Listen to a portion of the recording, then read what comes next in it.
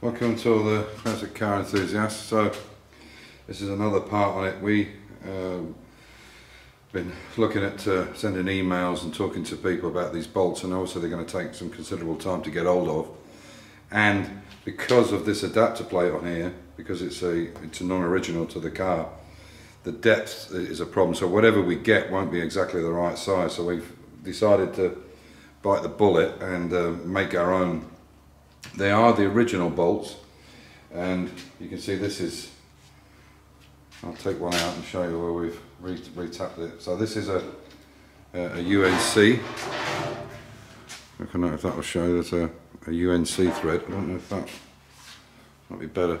And this is and you can see this is the coarse thread. Hopefully they'll show up, I don't know. So UNF, UNC. And basically what we've done is just tapped it so that they fit into the gearbox. What we have to do now is space out, because some of these bolts can go right through, and 5 of them can't out of the 8. So what we're to do now is we have to work out the bell housing size, the spacer size, so that they're not up against stiff metal. So that means we have to space it all out. So this is what we're using to tap. This one's finished now. So I've got one more to go.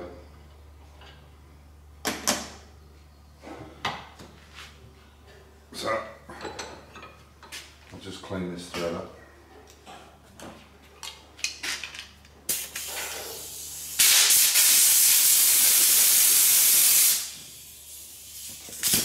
The lines making a noise. So you can see. Oh. And then it fits in.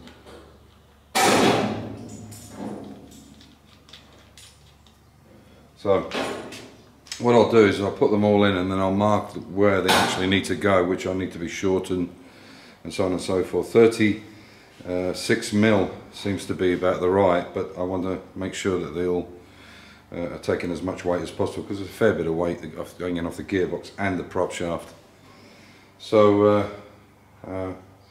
I'll bring you back. So what I'll do now is get everything lined up, and I'll bring you back when we've got the process of putting the bell housing back on again. Okay, so we've got the bell housing put back together.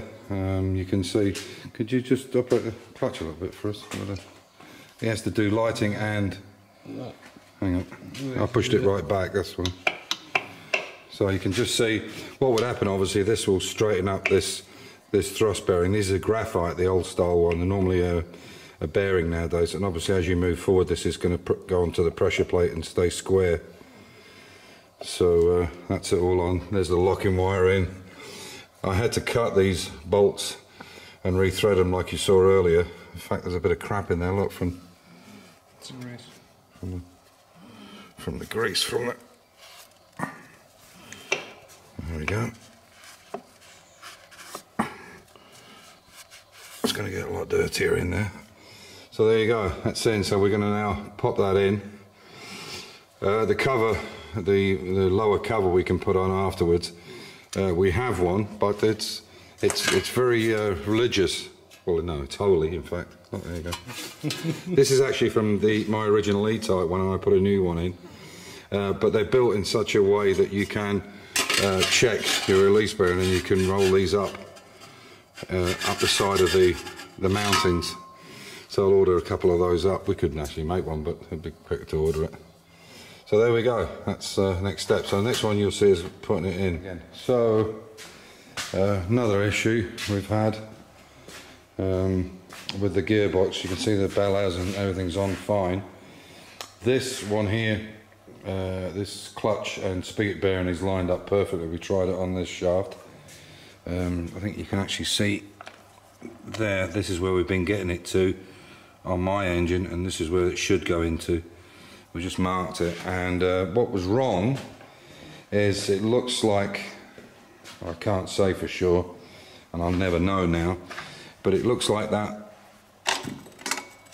Let me just put this friction plate there. It looks like that spigot bearing in there hasn't been changed, and it was quite corroded in there. I can't believe that they changed that and it got that corroded that quickly. Well, I say corroded, it was just surface rust, but obviously this is a tolerance fit. This is not the shaft from a gearbox. This is actually, strangely enough, with sheer luck, this is actually the lower part of the steering rack from an E-type Jaguar. This is the part that goes onto the rack that turns it, and there would be a universal joint here. So this would be inside the steering box, if you like, this piece, all of this. But this just happens to be about the right tolerance, so we can use that as a clutch alignment tool. And what we'll do is we'll pad this out now, so that when it goes onto the through the friction plate, we'll pad it out with tape. It's not the best way to do it, but I don't have a clutch alignment tool, and it's Saturday tomorrow, so we'll see how we get on. But the other box seems to be lined up well enough. I can't see it. It just needed a little honing out. Honing is probably too strong a word. It needed just a slight clean, and hopefully it'll line up tomorrow and we'll be able to put it back together. So for the Mini guys, because I know I can't keep you all entertained with just the XK stuff, unfortunately. I don't think there's a big enough viewership for that. So I'll let you have a look at the Mini. So you can see it's all back together again now. This is probably about the, I don't know, 15th time, 16th time it's been together. So we're just trying to do a final fit up on it, and you can see obviously there's no clamps or anything there, but you can see it's not going to be a bad fit there on the front and on the side here. Still this side is very good. The bonnet is as usual, because they always crack in the middle, but you can see when I push that down, when you open it, it's actually just right in line with the scuttle, so there's no problem there. The other side is an issue which we're going to have to resolve, and this is basically this problem here. We're going to get this sorted tomorrow, and obviously this one we'll just take the welds out of here and push this over, so it should be in line there. And where this issue has come from on this side is the jig. There's no doubt that having taken it off my old jig with the pole in it, and where the A-frame went across the back here on these companion bins from there to there and then up onto the pole, supported the car far superior to this system, and it's just not something I was aware of. I didn't really think about it. So if you are taking off the inner wings, only take one off at a time for sure, and maybe put a bit of extra strength in it, because it badly bent one side of this, and you can see we're trying to get it all lined up, but one side's fairly accurate, and the wings should be okay once they're on. So we'll go from there. So that's it again for another video, and hopefully I'll get this gearbox and everything in tomorrow, and I can put the manifold on and start thinking about putting some gearbox oil in it and bits and pieces, and just check everything so it runs.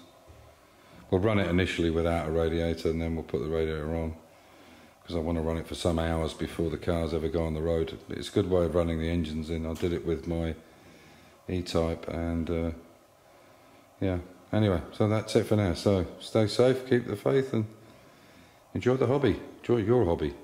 Bye.